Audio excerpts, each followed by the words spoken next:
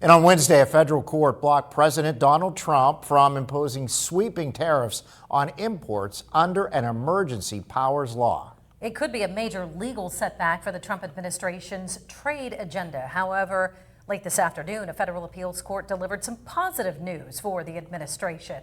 And tonight, our Washington, D.C. correspondent Brendan Scanlon is joining us live to break down the latest details. And then, Brendan, what comes next? Good evening.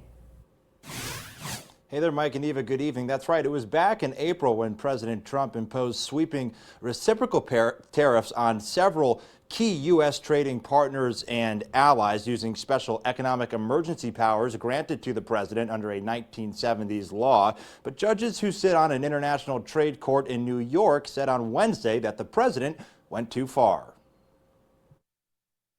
If you look at that. Earlier this year, President Trump rolled out sweeping reciprocal tariffs targeting trade partners without getting approval from Congress. He used a decades-old law, the 1977 International Emergency Economic Powers Act, to justify the move. But this week, a three-judge panel in New York sided with legal challenges to the tariffs, temporarily putting the brakes on an economic cornerstone to Trump's second term. The courts should have no role here. There is a troubling and dangerous trend of unelected judges inserting themselves into the presidential decision-making process. White House officials called the ruling ridiculous. Press Secretary Caroline Leavitt saying an emergency appeal was filed quickly. And we intend to win. We already filed an emergency appeal.